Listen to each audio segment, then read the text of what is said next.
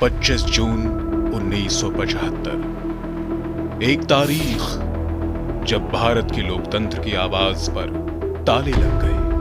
वह रात जब संविधान मौन हो गया, कलम कांपने लगी और नागरिक अधिकार सो गए। इसे हम आपातकाल कहते हैं, पर असल में यह था लोकतंत्र का सबसे काला अध्याय।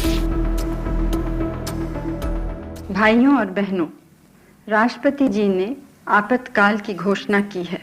इससे आतंकित होने का कोई कारण नहीं है। 1970 के दशक की शुरुआत में भारत आर्थिक संकट से गुजर रहा था। महंगाई चरम पर थी, बेरोजगारी बढ़ रही थी, तेल संकट, सूखा और खाद्य संकट जैसी चुनौतियां भी सामने खड़ी हो रही थी। तब किसे पता था साल 1975 आपातकाल का काला अध्याय लेकर आया है, जो भारत की स्थिति बद से बदतर करने वाला था।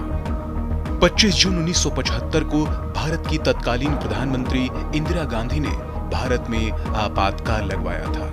लेकिन सवाल है, ऐसा इंदिरा गांधी ने क्यों किया था?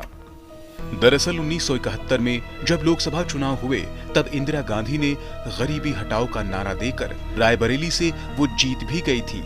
लेकिन उनके चुनाव में उनके खिलाफ खड़े हुए राज नारायण ने इंदिरा गांधी की चुनावी जीत का जश्न ज्यादा समय तक नहीं बनने दिया और उनकी जीत को इलाहाबाद हाई कोर्ट में चुनौती दे दी।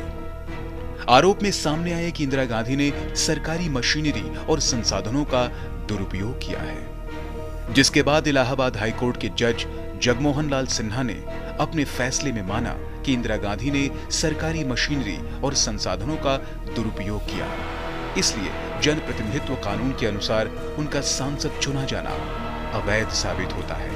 हालांकि अदालत ने कांग्रेस पार्टी को थोड़ी राहत देते हुए नई व्यवस्था अर्थात नया प्रधानमंत्री बनाने के लिए 3 हफ्तों का वक्त दे दिया था।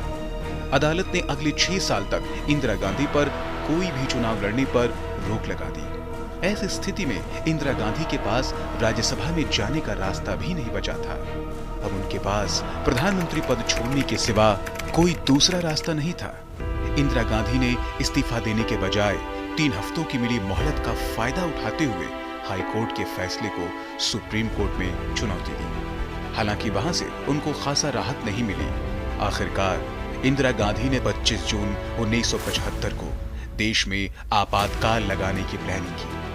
उन्होंने 25 जून की रात को राष्ट्रपति फखरुद्दीन अली अहमद के साथ बैठक की और पहले से टाइप किए हुए मसौदे पर राष्ट्रपति से हस्ताक्षर करवा लिए, वो भी अपनी कैबिनेट का समर्थन हासिल किए बिना।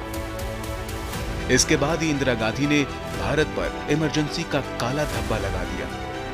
यह आपातकाल 25 जून 1975 में लागू किया गया था, जो कि 21 महीने अर्थात 21 मार्च 1977 तक चला। आपातकाल के दौरान लोगों के मौलिक अधिकार छीन लिए गए। इंदिरा सरकार के खिलाफ उठने वाली हर आवाज को बंद करने के लिए पूरे देश को एक जेल में बदल कर रख दिया, जिसमें 1 लाख से ज्यादा नागरिकों को कुछ ही घंटों में सलाखों के पीछे डाल दिया गया था। वो ऐसी काली रात थी जो कोई भी लोकतंत्र प्रेमी भुला नहीं सकता है, कोई भारतवासी भुला नहीं सकता है। एक प्रकार से देश को जेल खाने में बदल दिया गया था, विरोधी स्वर को दबोच दिया गया था।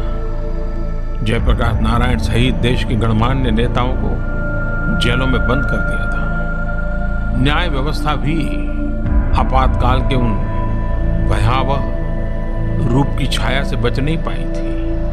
अखबारों को तो पूरी तरह बेकार कर दिया गया था। आज के पत्रकारिता जगत के विद्यार्थी, लोकतंत्र में काम करने वाले लोग उन काले कालखंड को बार बार स्मरण करते हुए लोकतंत्र के प्रति जागरूकता बढ़ाने के निरंतर प्रयास करते रहे हैं और करते भी रहने चाहिए। आज आपातकाल को 50 साल पूरे हो गए हैं और भारत सरकार ने बीते वर्ष 11 जुलाई 2024 को 25 जून को संविधान हत्या दिवस के रूप में मनाने का निर्णय लिया। संविधान हत्या दिवस उन सभी लोगों के महान योगदान को याद दिलाता रहेगा, जिन्होंने 1975 के आपातकाल के अमानवीय दर्द को सहन किया। यह हर उस व्यक्ति को श्रद्धांजलि देने का दिन है जो आपातकाल की ज्यादतियों के कारण पीड़ित हुए, जो भारतीय इतिहास में इंदिरा गांधी की सरकार द्वारा लाए गए काले दौर के तौर पर हमेशा देखा जाएगा।